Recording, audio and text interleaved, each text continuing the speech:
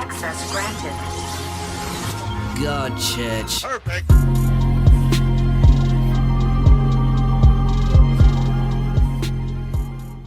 Welcome back to the Crossover Archive. Today we have something special to discuss. Last week I made a video about DC vs MK, link in the description and card. And in it I brought up a large issue that needed to be expanded on. The fact that the game is most likely canon and that thanks to MK11 making MK a multiverse. I have to explain what this all entails by going through the timeline of Injustice, Mortal Kombat, and those blasted guest characters. Without further ado, let's get on with it. The guests are going to make this very complicated, so let's focus on MK and DC. I'm going to be borrowing again for the Snake's timeline of MK, link in the description. We start with MK, and the timeline is the same up until MK3 starts. During this time, the universe that will eventually turn into Injustice has an invasion on Earth by Darkseid. During these conflicts, the two universes split and converge like this. Two of the four branches goes off on their own to become Injustice and MK11 respectively, while the other two combine to form MK versus DC. After that game, those universes separate and go down radically different paths than their original. I didn't say this before, but another thing I liked about MK vs DC was its arcade endings. Those were great, creative, and very likely. These arcade endings show us what happened after the merger event for both universes, and only two of them create another timeline, specifically Joker and Baraka. For the rest, they make sense and fit excellently together. For example, I can infer that Lex Luthor ending takes place before Flash due to Quan Chi being in both. Drawing from these events not only shows that MK and that particular DC universe are closer than they were before, but that Netherrealm or maybe someone more competent could make a sequel to MK vs DC, which would be amazing if done right. I mean, Darkseid is now free in MK, same for Shao Kahn in DC, while Shazam is harnessing the power of the Elder Gods. All of this and more could have led up to something big. Netherrealm unintentionally laid the groundwork for something truly epic, a crossover franchise to rival Marvel vs. Capcom, yet with better story and unique scenarios. If done right, it would not only include MK and DC, but also the other guest characters. But Netherrealm being Netherrealm threw a blasted wrench in this billion-dollar idea. MK11 retconned not only one universe, but all of them. What the hell? Netherrealm? Screw you. What's wrong with you? You know what, I take that back. What the hell is wrong with whoever wrote and greenlit this script and idea? As soon as you saw it, you should have lit a match and burnt it, and then beat the man who thought of it to an inch of his life. Netherrealm, I don't know if you'll ever get this, but if by some miracle you do, I want you to understand why this was such a bad decision. You did the equivalent of making the ending of a movie that leads up to a movie that you may not know. Not a lot of people know about. It's just a small thing. It's called the freaking Avengers. You made the ending of that movie a huge retcon that would have prevented the current #1 grossing movie of all time from being made. Do you understand, Netherrealm? You threw away billions of dollars. Okay, my rant is over now. Let's move on. Honestly, don't know where to go from here. I don't know how MK11 affected MK vs. DC or the characters that regularly crossed over with DC. Even if you make a sequel to MK vs. DC using those arcade endings, it wouldn't matter because it would have been retconned. I can't even sentence this entire situation as non-canon unless we all say that MK11 didn't happen. But as Thanos once said, dread it, run from it, MK11 still arrives. We cannot ignore it. As stupid as it is canon, and so is all of this. It gets worse with guest characters. Let's get on with the funeral. Netherrealm is bloody fortunate that most if not all of their guest characters have already crossed with DC. For once, DC being a crossover horror worked in its favor. TMNT, AVP, Spawn, Terminator have crossed over with DC.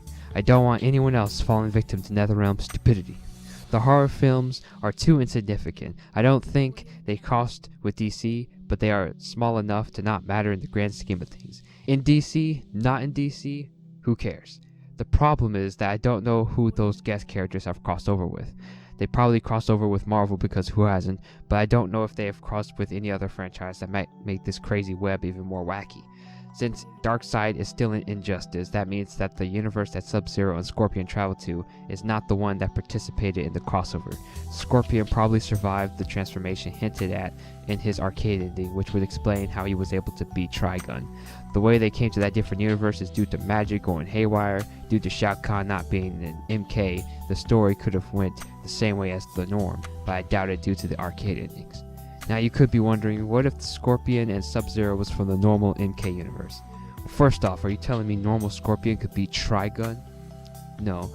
Second, remember what I said about pre-fight dialogue. Well, it might not be helpful in determining canonicity, but it can help determine placement in timeline or universe if there is nothing else to use. Based on that dialogue, we can conclude that Sub-Zero and Scorpion do come from that post-merge universe. Pre-fight dialogue also shows that some characters remember Sub-Zero, but others contradict it, and also Darkseid is there. Darkseid physically being there holds more weight in the favor of this universe not being the post-merge one. All of this also applies to Raiden. Well, so what happened to the post-merge DCU and MKU? I don't know, ask Netherfool. At least we know that those three survived Darkseid and Shang Tsung, Shazam, Tarkatsan army. So with those three having world-changing arcade endings, that creates 3 more timelines in the normal DCU. One where Scorpion takes over, one where Sub-Zero releases Superman on accident, and one where Raiden takes it to the Lords of Order. Okay, on to the other guest characters. Most of them come to the normal MKU, while TMNT, Hellboy go to the normal DCU. TMNT and Hellboy have crossed with DC multiple times, and the way they got there was not too far-fetched. Totally fine. As for MKU, well, oh boy. These are as stupid as Last Jedi. The only two that make sense are Kratos and Freddy from MK9. Kratos came during or after God of War 3 due to having these things with him. Freddy came from Jason's world during sometime, I don't know, and seemed to stay in the Mortal Kombat world. So maybe before Freddy and Jason. These two create 3 more timelines while happening during the timeline that was reset during the beginning of MK9. Confused yet? Jason makes no damn sense. We came from his world, summoned by Liu Kang, who's now the ruler of Outworld somehow. Like, did I miss something? He then proceeds to kill him, and that's it. Another timeline created. Alien and Predator are fine, I guess. Alien came from who the hell knows where, and it had to be a facehugger in order to create a Tarkatsan alien, so it could have been magic that sent a random facehugger into the MK universe. Yep, that makes sense. Okay, Predator seemed to have bought his entire ship because we see it in his ending. So by magic, his ship was warped here, and then stuff happened. 2 more timelines created for sure, because their endings drastically changed the status quo. And speaking of drastic looks, let's look at the utterly demonic ending of Leatherface from MK10. This is a lot, Netherrealm. Are you becoming a crossover horde too? Leatherface ending is the most unlikely, but hey, it happened. There it is.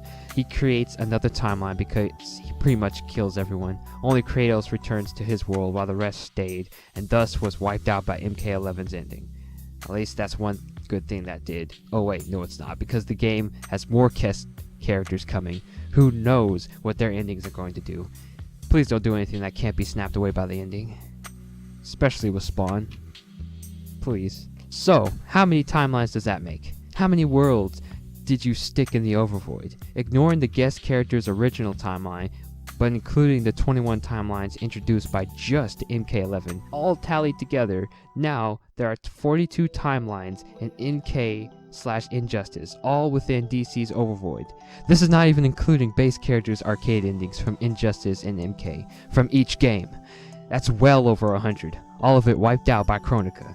You know what, maybe I was wrong, maybe this reset was a blessing in disguise. Netherrealm clearly cannot write a story to naturally create a crossover event with just 2 timelines. If MK11 never introduced the multiverse, then there would be only 19 timelines. That's only if you want to canonize the guests other than Sub-Zero and Scorpion. This would allow for another more clean crossover event. The arcade endings would stay what-ifs and only show which guest characters are connected to MK versus DC, but still having the ones to leave. leave. If I had my way, I would erase MK11 and not have the multiverse of that size. Only canonize the ones that are possible and status quo changing. Basically just Alien and Predator who could fit in a crossover story that includes MK versus DC. The others either left or are just horror villains that don't mix well with DC. You could bring back TMNT as well since they fit very well with DC. This would bring the timeline down to only 13. That being said, that's only wishful thinking. For reality, Netherrealm, if you want to make bank with a well-told MK versus DC 2, then do this. The reset does not affect the MK timelines intertwined with DC, does not dust Sub-Zero or Scorpion. Have MK12 explore or hint at the idea that a timeline was not reset.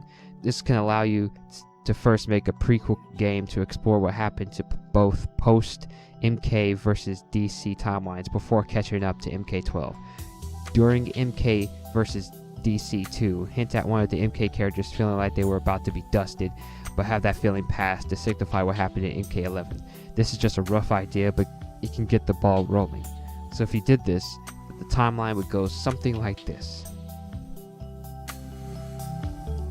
Within the massive hyperverse of DC, there exist 3 universes, 2 that will meet in Injustice, and the other MK. One of the DC timelines merged with MK for the crossover event. When the crossover event happened, the timeline split to form the MK timeline that would go on to become MK11, and the Injustice timeline that would go to meet the other DC timeline in Injustice 1. After the crossover event, DC and MK went their separate ways, but still kept in contact due to Flash and Lex Luthor's arcade endings. To see all of what happened during this time, link to all arcade endings is in the description. The only splits occurred during this time was Joker's ending and Baraka's ending because they shake up the status quo too much to fit with the other endings. During or after the conflict that would have happened due to Darkseid's and Shao Kahn's endings, Sub-Zero was transported to the world of Injustice 2 due to magic. Scorpion went to Injustice 1. Them coming creates a time split, one where they came and left, and one where they came and stayed. Around the same time, Teenage Mutant Ninja Turtles and Hellboy were transported to Injustice 2 but left soon after, but let's say they got to know the team for the future crossover. Meanwhile, Kratos, Leatherface, Jason, Freddy were transported to MK9 and MK10 but left without fanfare. Later in MK10, Alien and Predator arrive, splitting the timeline again due to their endings, but this gets wiped out due to MK11. MK11 happens and resets the timeline, but leaves in the MK universe that is intertwined with DC. They felt the shift, but nothing else. This happened long after what may have happened during MK versus DC endings. We don't know what happened to the post-merged universes. And that's it. I hope I explained everything good enough. Hopefully I made a timeline where we could get a great MK versus DC sequel. It would consist of the post-merger MK and DC universes, TMNT, and Hellboy. If the sequel takes place before MK11, then the Aliens and Predator with their arcade ending abilities can join. If done right, this could be amazing. You could be thinking right now, what about Marvel? Well, kiddos, I don't want to lose any more sleep by going over the innumerable amount of crossovers Marvel has in its troubled life. Not yet, anyway. One day, I know I'm going to have to go through the true cosmic origins of Marvel and DC, explaining once and for all how these two hyperverses exist with each other. One day, I'm going to have to go in depth explaining how the one above all, the Overboy, Presence, Oblivion, and the mother freaking Yin Yang brothers all fit together in a way that definitely won't be retconned by bad writing one day. If any of this sounds like something you want to see, then subscribe, like and share this video for more. Maybe even help a brother out with research by emailing me or finding me on Ballerina or X over Amino so we can work together on stuff like this. Link in the description. I also will change my schedule regarding crossover archive to every other week since no one's watching it. With that, I'll see you later. Your